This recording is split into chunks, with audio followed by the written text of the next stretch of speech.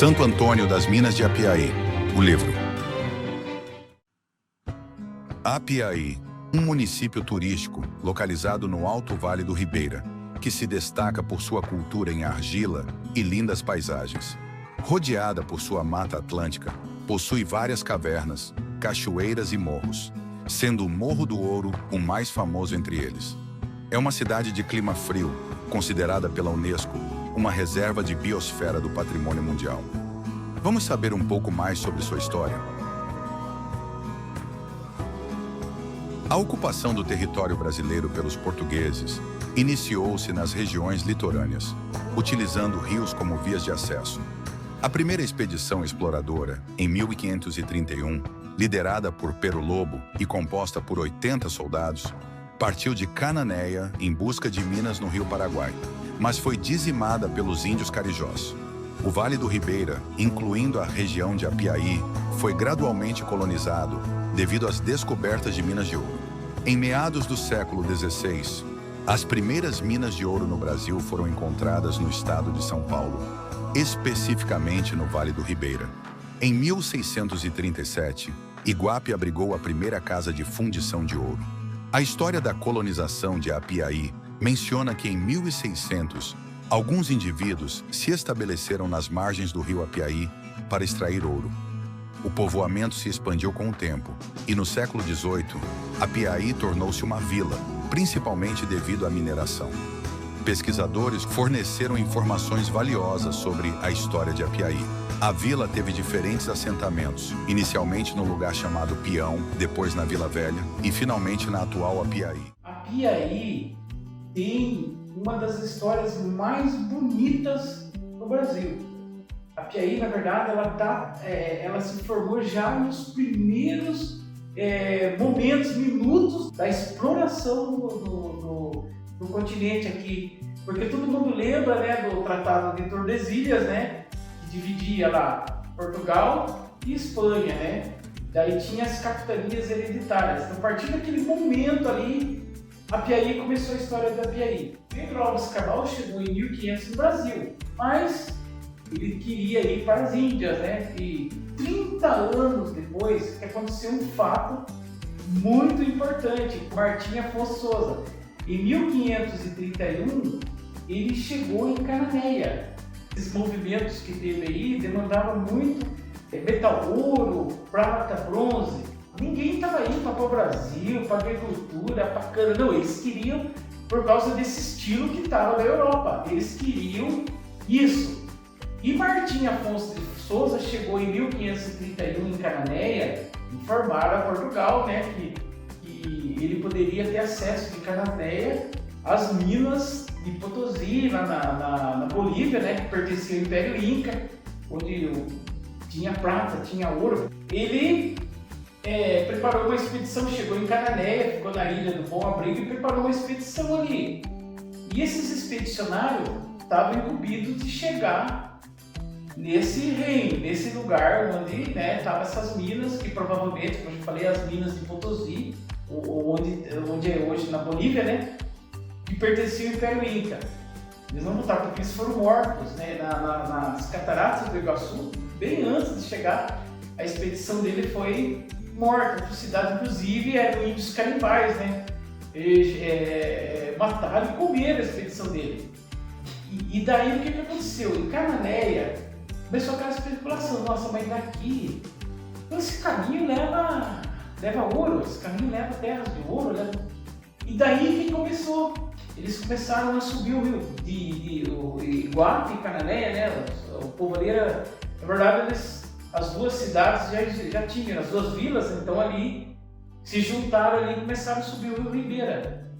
Daí que chegaram, provavelmente, né? Eu coloco nas minhas pesquisas que assim, eles não iam aleatório, vamos aqui, não. Quem ajudava eles eram os índios. Aí eles começaram a subir o rio Ribeira. Pararam onde hoje é Iporanga e justamente nesse local perto de Itaoca, onde funcionou por muito tempo o Porto de Apiaí. Então, Apiaí tem muitas cidades que se formou no ciclo do tropeirismo. Mas Apiaí se diferencia porque Apiaí se formou no ciclo do ouro. eles encontraram metal, ouro, né? Ali foram subidos, aqui chegaram, como diz no livro, e foram seguindo os rios, seguindo o curso dos rios, foram fazendo teste e se encontraram aqui, região da Água Limpa, dentro do bairro Água Limpa, onde ali se formou o primeiro núcleo. Começaram a encontrar ouro, muito ouro, né? A administração naquela época funcionava assim. O Estado, ele delegava o quê? A igreja. Olha, vocês vão lá, ministram para mim, toma parte de vocês, organiza ali. Vinha o primeiro que eles formavam era o arraial, depois a freguesia e, enfim, a vila. Mas o arraial e a freguesia eram administrados pela igreja, né? Era subordinado ao Estado, mas era a igreja que administrava. Até o século XIX, a documentação das terras era limitada e apenas com a lei de 1850 e o registro do vigário é que se regularizou a posse de terras. Durante o período colonial no Brasil, a ocupação do território e a propriedade do solo não incluíam a propriedade do subsolo e das riquezas minerais nele contidas. A legislação portuguesa era rigorosa quanto ao descobrimento e usufruto das minas de ouro e prata, como evidenciado pelo Regimento das Minas do Brasil, promulgado em 13 de agosto de 1603 por El-Rei D. Filipe II. Este regimento estipulava que as minas descobertas seriam concedidas aos descobridores para serem exploradas às suas custas, com a condição de que pagassem à coroa o quinto de todo o ouro e prata extraídos após a fundição e purificação dos metais. Ali foi intenso a exploração naqueles rios, principalmente no Rio Piaguaçu. Dali, o que aconteceu? Começou a diminuir o ouro no Rio Piaguaçu, no Moquém, ali começou a diminuir. Só que tudo bem, eles eram mineradores, faiscadores, eles começaram outras possibilidades. O que aconteceu? Eles vieram no Rio Palmital. Então daí aconteceu, daí a vila de lá, do peão Moquém, passou como referência, né, Vila Velha do Peão, ela mudou justamente para hoje, onde é ali perto do portal, ali, Vila Santa Terezinha, bem ali em frente. Em 2 de julho de 1737, a freguesia de Santo Antônio de Apiaí foi estabelecida e pouco depois, o povoado foi elevado à categoria de Vila de Santo Antônio, das Minas de Apiaí. Em 14 de agosto de 1771, Dom Luiz Antônio de Souza Botelho Mourão, o Morgado do Mateus, ordenou a transformação do povoado de Apiaí em vila, consolidando sua autonomia político-administrativa e marcando sua importância na província de São Paulo. Durante os 3 séculos após o descobrimento, a ocupação territorial brasileira foi desordenada, com a administração evoluindo das capitanias hereditárias para províncias e, eventualmente, estados. Apiaí, situada na capitania hereditária de São Vicente, foi uma vanguarda promissora na província de São Paulo. Apiaí foi o 19º povoado da província de São Paulo a alcançar autonomia político-administrativa. A data de 14 de agosto de 1771 é significativa, representando a emancipação da vila e o início de uma administração estruturada com a instalação da Câmara Municipal, nomeação de juízes, vereadores e outros oficiais.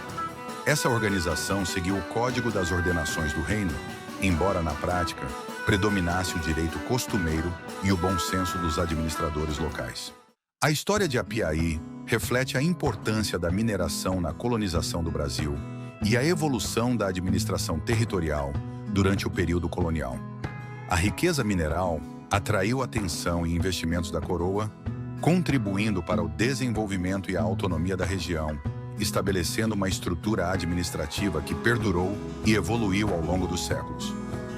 Até 1777, o Morro do Ouro era apenas uma formação geográfica significativa na Cordilheira de Paranapiacaba, no trecho que atravessa o município, sem que ainda tivesse sido explorado pelos mineradores. No entanto, a coroa portuguesa já havia reservado a área, reconhecendo-a como uma reserva aurífera de grande valor. Em 1777, o governador da capitania, Martim Lopes Lobo de Saldanha, tomou medidas enérgicas para proteger o Morro do Ouro. Em correspondência ao tenente José Pereira da Silva, ele criticou a Câmara de Apiaí pelo descuido em abandonar a guarda do morro e ordenou que restabelecessem a proteção com rigor, enviando uma pedra cheia de ouro à cidade. Posteriormente, a Câmara de Apiaí cumpriu as ordens do governador, restabelecendo a guarda do Morro do Ouro e transportando a pedra de ouro para a fundição em São Paulo. Em 1778, registraram-se as primeiras ações oficiais para garantir a segurança e a exploração do morro, que passou a ser chamado de Morro da Descoberta. Ao longo dos anos, a coroa portuguesa manteve um controle rigoroso sobre a exploração do ouro no morro, enfrentando desafios como a fuga de escravos e a desordem causada por aventureiros. Diversas ordens foram emitidas para manter a guarda e a vigilância no morro, incluindo a nomeação de capitães do mato para capturar escravos foragidos e a destruição de ranchos não autorizados. No início do século XIX, com o esgotamento dos veios auríferos mais visíveis, o interesse da coroa portuguesa pelo Morro do Ouro diminuiu. As terras passaram a ser ocupadas por particulares e, em 1856, o Morro do Ouro foi registrado no nome de Lourenço Dias Batista e Ana Marta Duarte. Após a morte do casal, seus herdeiros doaram a propriedade a João Paulo Dias e, em 1865, o imóvel foi penhorado e arrematado por Diogo Rodrigues de Moraes. Nos anos seguintes, várias tentativas de exploração foram realizadas, incluindo investimentos significativos em maquinário pesado nos primeiros 30 anos do século XX. No entanto, essas tentativas não prosperaram devido aos altos custos envolvidos.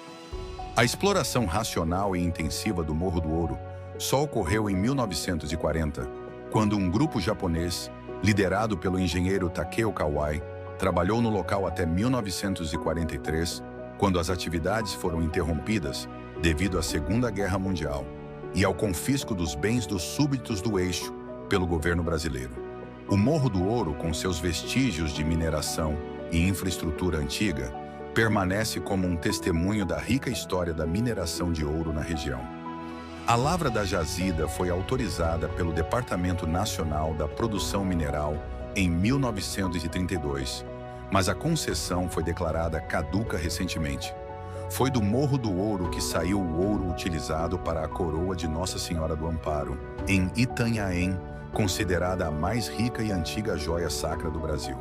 No município de Iporanga, os primeiros depósitos de minério de chumbo foram descobertos no século XIX, mas a exploração só começou por volta de 1923, iniciada pelos irmãos Osvaldo e Rafael Salles Sampaio.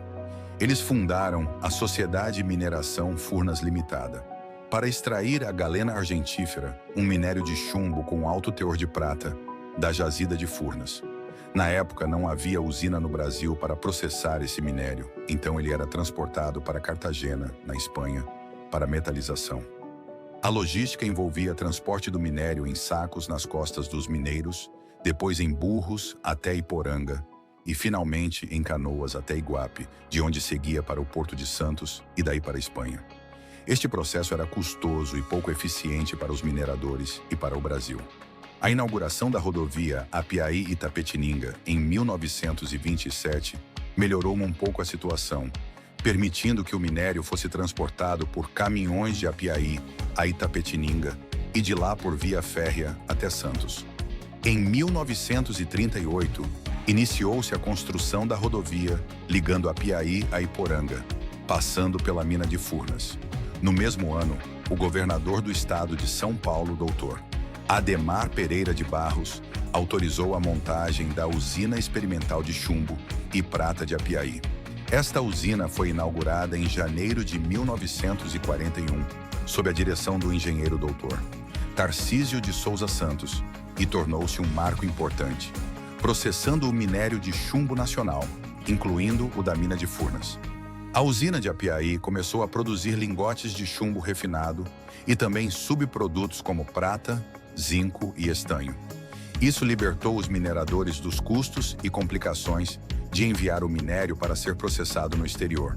Com o tempo, a usina processou minérios de outras minas, como Lajeado e Panelas.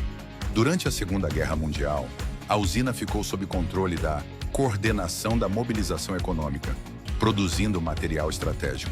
Em 1947, o IPT reassumiu a administração, mas enfrentou dificuldades financeiras. A concorrência com a Plumbo S.A., que montou sua própria usina, complicou ainda mais a situação. Em 1951, o governador Jânio da Silva Quadros determinou o fechamento da usina experimental de chumbo e prata de Apiaí devido aos altos custos operacionais. Após o fechamento, a usina foi saqueada e deteriorou-se.